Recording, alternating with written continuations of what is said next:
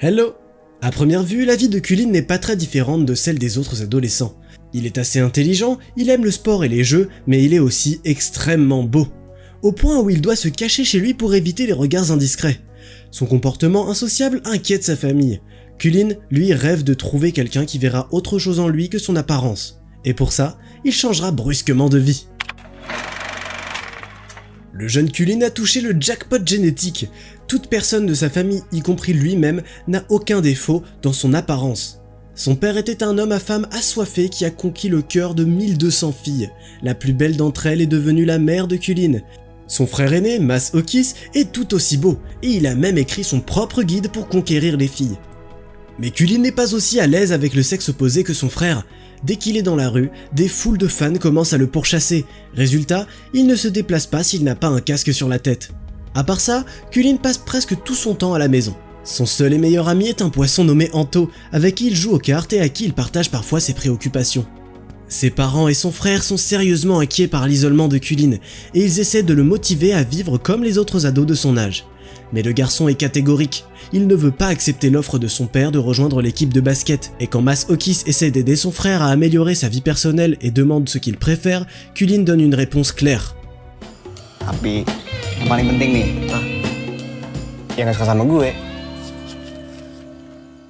Mais sa famille ne se laissera pas faire. Il se retrouve dans une pièce spéciale qui a même un tableau de détective avec des fils rouges pour analyser le comportement de Cullen et regarder l'adolescent grâce à une caméra cachée. C'est ici que le trio trouve, selon eux bien sûr, une idée brillante et ils décident de la mettre en place tout de suite. Quand Cullen descend à la cuisine pour boire un verre d'eau, ses parents font une scène dans laquelle ils discutent de la situation financière de la famille. La femme essaie de dissuader son mari de travailler sur un projet difficile à cause de son âge, mais c'est là qu'il explique que c'est le seul moyen pour payer la scolarité à domicile de Cullen le semestre prochain. Walaupun ya Pak, mulai besok kita cuma bisa makan telur oren aja pun mama gak apa-apa. Yang penting papa gak ada masalah pekerjaan itu. Le père commence à pleurer et à demander pardon à sa femme parce qu'il n'est pas à la hauteur comme chef de famille. Mais la mère de Cullen le réconforte et dit qu'ensemble, ils trouveront certainement quelque chose. Leur plan astucieux marche bien. Cullen pleure toute la nuit. Quand il arrive dans la cuisine le matin, il voit son père assis avec un journal en train de chercher un emploi, pendant que sa mère a mis un petit déjeuner minuscule à table. Pak, sarapannya cuma telur oren doang, gak apa-apa ya? Gak apa-apa mah. Leur fils leur demande pardon d'être un fardeau. Il dit qu'il veut s'améliorer et qu'il ira dans une école normale au prochain semestre. Mas Okis, qui arrive pile à ce moment-là, lui promet de devenir son mentor d'amour. Mais c'est là que Cullen exprime ses conditions. Cullen cuma mau masuk sekolah khusus cowok. Bego sih. Ignorant les convictions de son frère aîné, Cullen va à une école où il n'y a que des garçons, tout en gardant son casque. Évidemment, le look extraordinaire de Cullen ne passe pas inaperçu, mais il s'en fiche du fait que ses camarades de classe se moquent de lui. Mais c'est là que la prof entre dans la salle de cours et lui oblige à retirer le casque et de montrer son visage.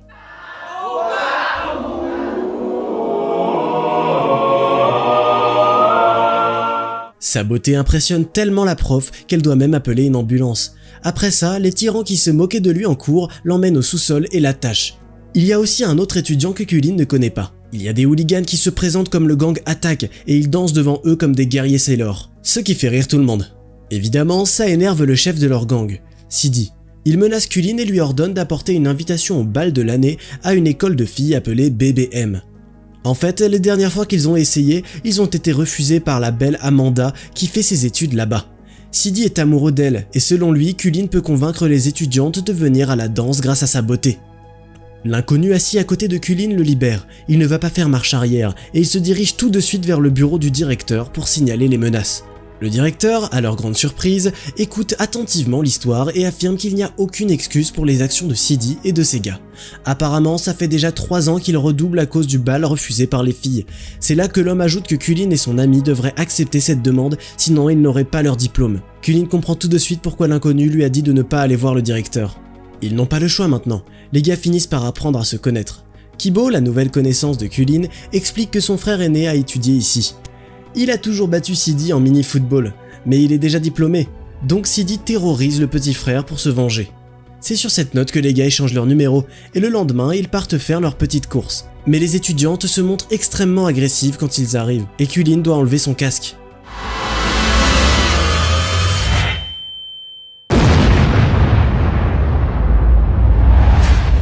Là, toute l'école s'agite, les filles deviennent folles et l'incident finit même sur une chaîne de télévision locale. Pendant que le personnage principal rentre chez lui, il est mis sur la liste des personnes recherchées et toute sa famille est sous le feu des projecteurs. Son frère, tout enthousiaste, donne des interviews sur la vie de Cullen. Ses parents vendent même des billets pour faire visiter la maison et Amanda voit son visage aux infos. D'une manière ou d'une autre, Cullen parvient à échapper à la foule de fans et à se cacher sur le toit du bâtiment.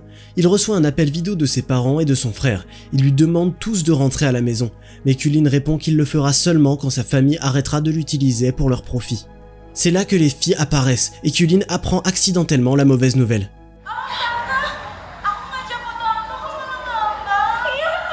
En disant « faites ce que vous voulez », Cullen éteint le téléphone et se tient sur le bord du toit.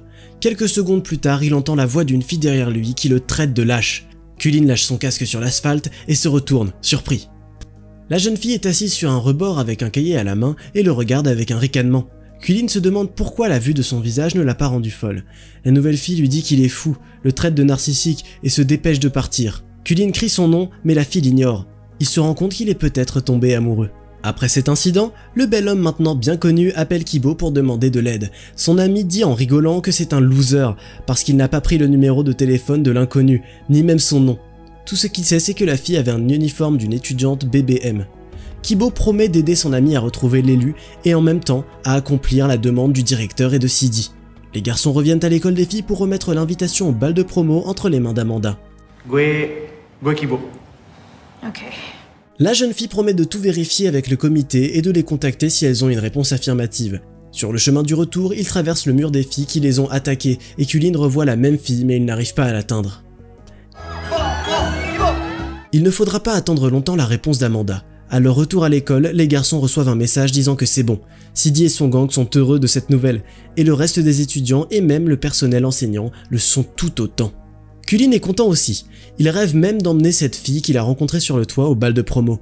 Mais le ronflement de Kibo qui dort à côté de lui le ramène rapidement à la raison. Avec le temps, les gars commencent à se rapprocher. Ils vont en cours ensemble, jouer à des jeux, et ils regardent même les feuilletons préférés de la grand-mère avec elle. Cullen se rend compte qu'il s'est fait un vrai ami. Un matin, Kibo, tout enthousiaste, l'invite à aller à un match de mini-football avec lui. Cullen doute que c'est la bonne idée. Après tout, il y aura les pom-pom girls, dont la réaction est assez prévisible. Ce n'est qu'après le match que Cullen comprend que ce n'était pas pour lui qu'elle chantait. La sueur est tombée sur deux gars, les rendant irrésistibles aussi. Ensuite, Cullen se dirige vers un stand de vente et reconnaît la fille du toit. Mais il n'arrive pas à entamer un vrai dialogue, elle est toujours froide avec Cullen.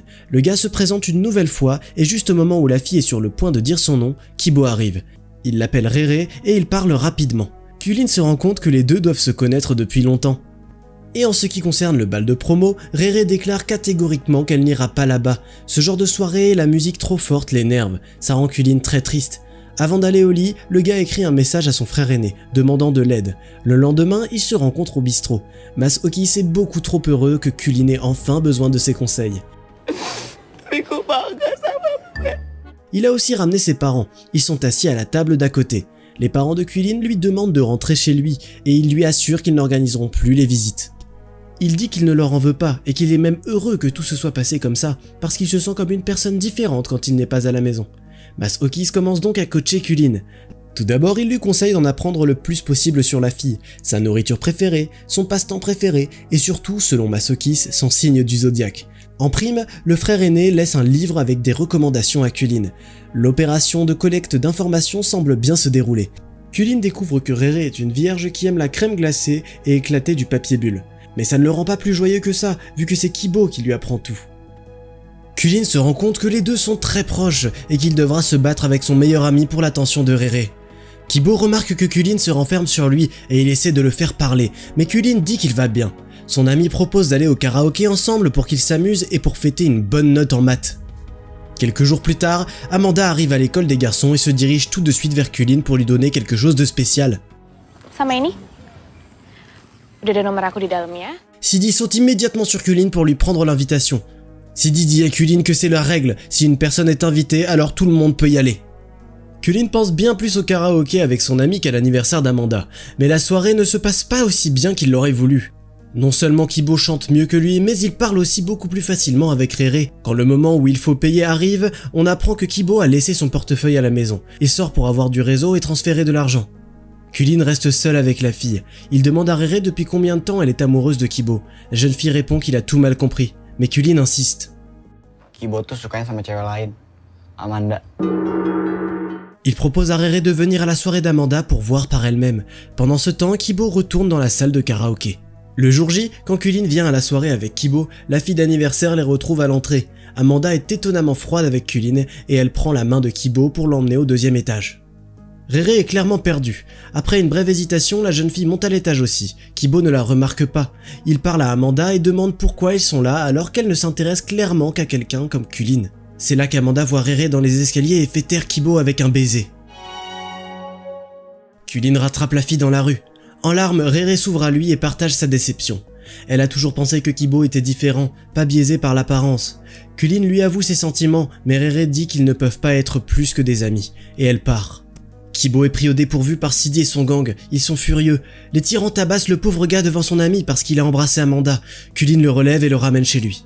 Le lendemain, comme d'habitude, il regarde un feuilleton dans le salon avec la grand-mère. À la télé, l'homme accuse son meilleur ami de l'avoir trahi pour une femme.